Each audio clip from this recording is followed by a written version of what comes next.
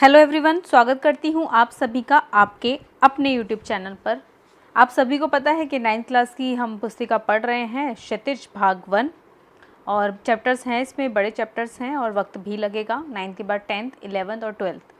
ठीक है, कुछ लोगों का कमेंट आ रहा है कि सीधा 11th और 12th पढ़ाया जाए, but 9th, 10th, 11th, 12th पढ़ाया जाएगा क्योंकि सेकेंड ग्रेड में रिक्वायरमेंट भी है। ठीक है, तो सीक्वेंस में चलते हैं। 9th के बाद 10th होगा, 10th के बाद 11th एंड देन 12th। ठीक है, तो चलिए शुरुआत कर लेते हैं। राहुल सांकृत्यायन के बारे में इनकी थोड़ा सा जीवन परिचय हम लोग देख लेते हैं। इन्होंने कौन से उपन्यास, कौन सी कहानी, कौन सी इनकी आत्मकथा रही है, उसके बारे में थोड़ी सी जानकारी है ना, बहुत जल्दी। वैसे तो इसमें जो दिया गया है जीवन परिचय उसमें भी है, लेकिन अगर एक्स्ट्रा में आएगा तो मैं आपको ज़रूर बता दूंगी। पहले हम यहीं से पढ़ना शुरू कर देते हैं। राहुल सांकृत्यायन के बारे में ये देख लीजिए।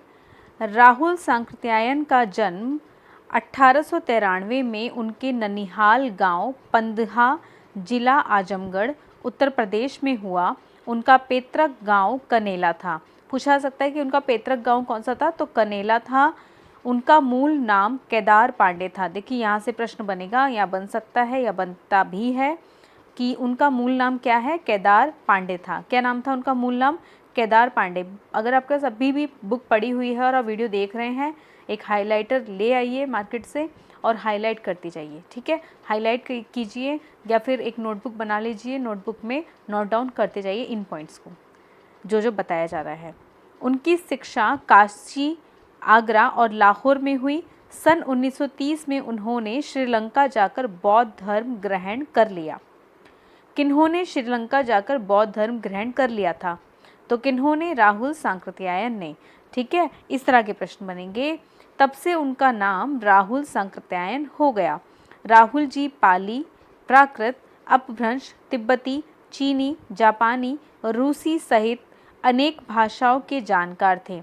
तो कई सारे भाषाओं के जानकार थे। ठीक है, इसलिए इन्हें कहा जाता था महापंडित। इसलिए इन्हें क्या कहा जाता था? महापंडित कहा जाता था। तो ये वाला पॉइंट आप याद रखेंगे, नोट कर लो, हाईलाइट कर लो। तो कितने ये कई सारी भाषाओं के जानकार थे, इसलिए इनको महापंडित भी कहा जाता था। इनका मूल नाम केदार पांडे था। इन्होंने बौद्ध धर्म ग्रहण किया था श्रीलंका जाकर। ये बातें याद रखिएगा। सन 1963 में उनका देहांत हो गया। राहुल सांकृत्यायन ने उपन्यास, कहानी, आत्मकथा, यात्रा वृत्त, जीवनी, आलोचना, शोध आदि अनेक विधाओं में साहित्य सृजन किया। इतना ही नहीं, उन्होंने अनेक ग्रंथों का हिंदी में अनुवाद भी किया। हिंदी में अनुवाद भी करते हैं वो। मेरी जीवन यात्रा 6 भागों में थी ये, मेरी जीवन यात्रा। देखो, मेरी जीवन यात्रा जो है ये इनकी आत्मकथा है। क्या है? इनकी आत्मकथा है। ये आप कहीं पर नोट कीजिए कि मेरी जीवन यात्रा इनकी आत्मकथा है। ठीक है, आप लिख लीजिए, मैं इसमें अभी अपने फिंगर से लिख नहीं पा रही हूँ। तो मेरी जीवन यात्रा इनकी क्या थी? आत्मकथा। दर्शन दिग्दर्शन। क्या? दर्शन दिग्दर्शन 22वीं सदी उपन्यास है इनका। वोल्गा से गंगा ये कहानी है। भागो नहीं दुनिया को बदलो, यानी भागो नहीं दुनिया को बदलो, ये भी उपन्यास है इनका। दिमागी गुलामी, घुमक्कड़ शास्त्र इनकी प्रमुख क्या है? कृतियां हैं। साहित्य के अलावा दर्शन, राजनीति, धर्म, इतिहास, विज्ञान आदि विभिन्न विषयों पर राहुल जी द्वारा रचित पुस्तकों की संख्या लगभग 150 है। तो इन्होंने लगभग 150 पुस्तकों की जो है रचना की थी। राहुल जी ने बहुत सी लुप्तप्राय सामग्री का उद्धार कर अत्यंत महत्वपूर्ण कार्य किया है। यात्राव्रत लेखन में राहुल जी का स्थान अन्यतम है। मतलब ये घुमक्कड़ किस्म के माने जाते थे, ऐसा कहा जाता है। और मतलब यात्रा बहुत ज़्यादा करते थे ये। तो यात्राव्रत पर ये काफ़ी सारे लेख लिखा करते थे। इन्होंने घुमक्कड़ी का शास्त्र रचा। देखो, घुमक्कड़ थे तो घुमक्कड़ी का शास्त्र रचा और उससे होने वाले लाभों का विस्तार से वर्णन करते हुए मंजिल के स्थान पर यात्रा को ही घुमक्कड़ का उद्देश्य बनाया। तो उद्देश्य क्या बनाया इन्होंने? घुमक्कड़ को उद्देश्य बनाया। घुमक्कड़ी से मनोरंजन, ज्ञानवर्धन और अज्ञात स्थलों की जानकारी के साथ साथ भाषा एवं संस्कृति का भी आदान प्रदान होता है।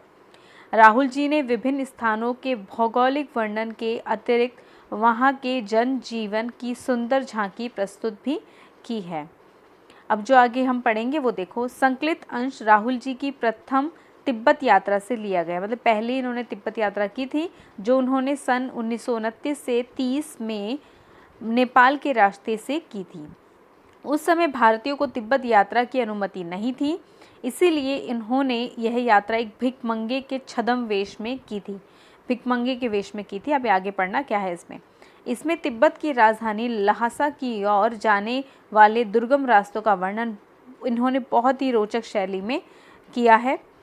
ठीक है, इस यात्रा वृतांत से हमें उस समय के तिब्बती समाज के बारे में भी जानकारी जो है मिलती है।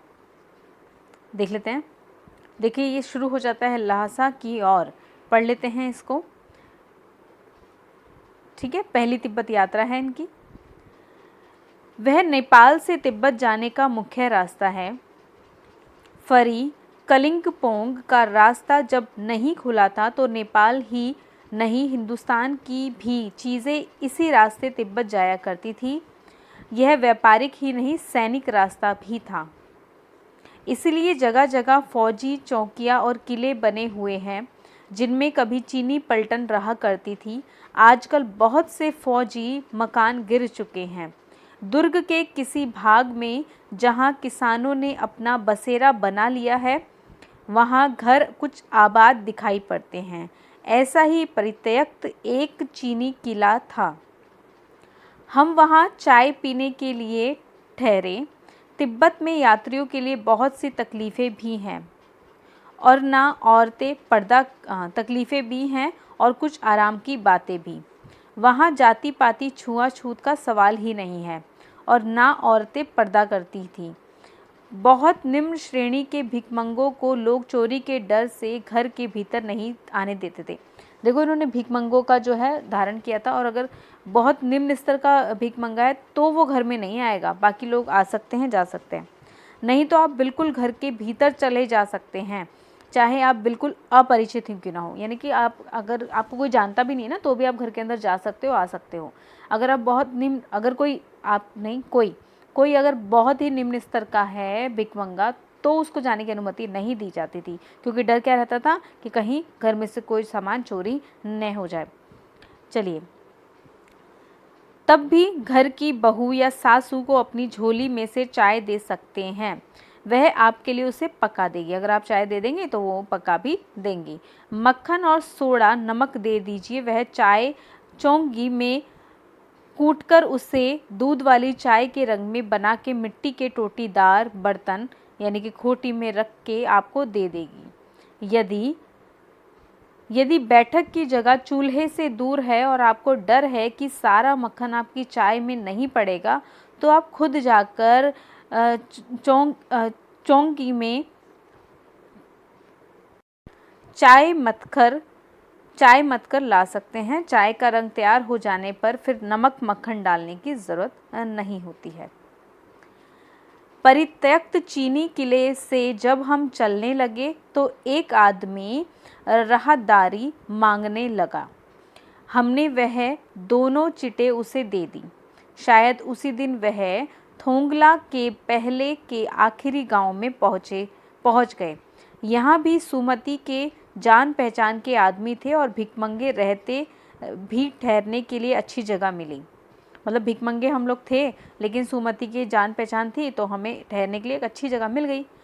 5 साल बाद हम इसी रास्ते लौटे थे और भिखमंगे नहीं एक भद्र यात्री के वेश में घोड़ों पर सवार होकर आए थे, किंतु उस वक्त किसी ने हमें रहने के लिए जगह नहीं दी और हम गांव के एक सबसे गरीब झोपड़े में ठहरे थे। बहुत कुछ लोगों की उस वक्त की मनोवृत्ति पर ही निर्भर है। खासकर शाम के वक्त छंग पीकर, एक तरह का ये पेय पदार्थ होता है, छंग मतलब शराब की तरह, छंग पीकर बहुत कम होश हवास को दुरुस्त रखते थे। अब हमें सबसे विकट डांडा थोंगला पार करना था। डांडे तिब्बत में सबसे खतरे की जगह हैं। 16-17 हज़ार फीट की ऊंचाई होने के कारण उनके दोनों तरफ मीलों तक कोई गांव गिराव नहीं होते। नदियों के मोड़ पर पहाड़ों के कोनों के कारण बहुत दूर तक आदमी को देखा नहीं जा सकता। डाकुओं के लिए यही सबसे अच्छी जगह है। तिब्बत के गांव में आकर खून हो जाए तो तब तो खूनी को सज़ा भी मिल सकती है, लेकिन यह निर्जन स्थानों में मरे हुए आदमी के लिए कोई परवाह नहीं करता। सरकार, खुफिया विभाग और पुलिस पर उतना खर्च भी नहीं करती और वहाँ गवाह भी तो कोई नहीं मिल सकता। डकैत पहले आदमी को मार डालते हैं, उसके बाद देखते हैं कि कुछ पैसे हैं कि नहीं। जो डकैत हैं पहले तो आदमी को मारेंगे, फिर देखते हैं उसके पास कुछ पैसे वैसे हैं कि नहीं हैं। ठीक है।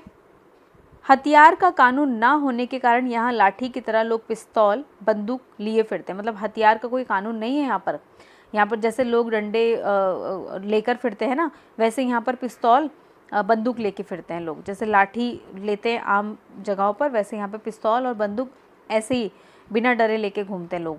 डाकू यदि जान से ना मारे तो उसे खुद अपने प्राणों का खतरा रहता है। अगर डाकू उसे ना मारते तो उसको खुद अपने प्राणों का खतरा रहेगा।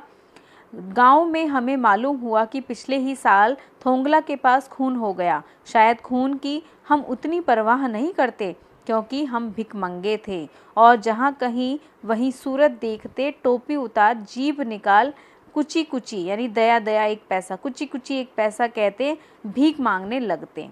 लेकिन पहाड़ की ऊंची चढ़ाई थी, पीठ पर भाई भीख मांगने इसलिए लगते क्योंकि अगर जो डाकू है अगर वो उनके सामने भीख नहीं मांगेंगे ना डाकू के सामने तो वो उनको मार देंगे।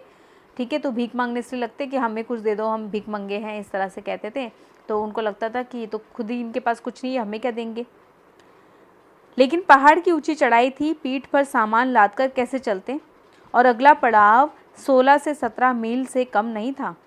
मैंने सुमति से कहा कि यहाँ से लंगकोर तक के लिए 2 घोड़े कर लो, सामान भी रख लेंगे और चढ़ लेंगे। दूसरे दिन हम घोड़ों पर सवार होकर ऊपर की ओर चले। डांडे से पहले एक जगह चाय पी और दोपहर के वक्त डांडे के ऊपर जा पहुँचे। हम समुद्र तल से 17 से 18 हजार फीट ऊंचे खड़े थे। हमारी दक्षिण तरफ पूर्व से पश्चिम की ओर हिमालय के पहाड़ों श्वेत शिखर चले गए थे।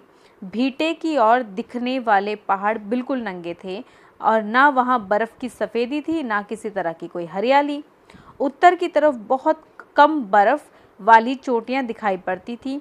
सर्वोच्च स्थान पर डांडे के देवता का स्थान था, जो पत्थरों के ढेर, जानवरों के सींगों और रंग बिरंगे कपड़ों की झाड़ियों से सजाया गया था।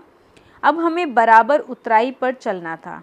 चढ़ाई तो कुछ दूर थोड़ी मुश्किल थी, लेकिन उतराई बिल्कुल नहीं। शायद 2-1 और सवार साथी हमारे साथ चल रहे थे। मेरा घोड़ा कुछ धीमे चलने लगा। मैंने समझा कि चढ़ाई की थकावट के कारण ऐसा कर रहा है और उसे मारना नहीं चाहता था। भाई वो धीमे चलने लगा था, उसको लगा चढ़ाई की थकावट हो रही है, मैं उसे मारना नहीं चाहता था। धीरे धीरे वह बहुत पिछड़ गया। भाई देखा कि सब सारे तो आगे निकल गए और जो ये घोड़ा ये बहुत पिछड़ गया, मैं तो बहुत पिछड़ गया। ठीक है, मैं बहुत पिछड़ गया। मैं दोइंक्विस्तों की तरह अपने घोड़ों पर झूमता हुआ चला आ रहा था। जान नहीं पड़ता कि घोड़ा आगे जा रहा है या पीछे। जब मैं जोर देने लगता तो वह और सुस्त पड़ जाता। एक जगह 2 रास्ते फूट रहे थे। मैं बाएं का रास्ता ले 1.5 मील चला गया। आगे एक घर में पूछने से पता लगा कि लंगकोर का रास्ता दाहिने वाला था। फिर लौटकर उसी को पकड़ा। 4-5 बजे के करीब मैं गांव से मील भर पर था तो सुमति इंतज़ार करते हुए मिले। मंगोलों का मुंह वैसे ही लाल होता है और अब तो वह पूरे गुस्से में था, इसलिए उसका लाल मुंह हो रहा था।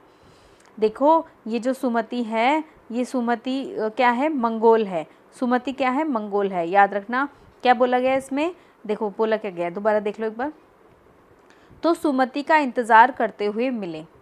ठीक है, सुमति इंतज़ार करते हुए मिले। मंगोलों का मुंह वैसे ही लाल होता है और अब तो वह पूरे गुस्से में था। यानी कि जो सुमति है ना वो मंगोल था। ठीक है, उन्होंने कहा मैंने 2 टोकरी कंडे फूँ डाले, 3-3 बार चाय को गर्म किया, अभी किसका कथन है? ये कथन है सुमति का। मैंने बहुत नरमी से जवाब दिया। मैंने कौन? मैंने कौन है? राहुल सांकृत्यायन। मैंने बहुत नरमी से जवाब दिया, लेकिन मेरा कसूर नहीं है मित्र।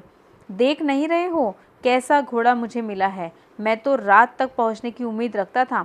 ये सारा जो कथन है ना, ये किसका है? राहुल सांकृत्यायन का है। और ये जो बोल रहे हैं मैंने 2 टोकरी कंडे फूल डाले, ये है सुमति का। ठीक है, ये बात याद रखना। खैर, सुमति को जितनी जल्दी गुस्सा आता था उतनी ही जल्दी वह ठंडा भी हो जाता था। लंगकोर में वह एक अच्छी जगह पर ठहरे। यहाँ भी उनके अच्छे यजमान थे। पहले चाय सत्तू खाया गया, रात में गर्मा गर्म थुक्पा मिला। अब हम तिंगरी के विशाल मैदान में थे, जो पहाड़ों से घिरा टापू सा मालूम होता था। एक छोटी सी पहाड़ी मैदान के भीतर दिखाई पड़ती।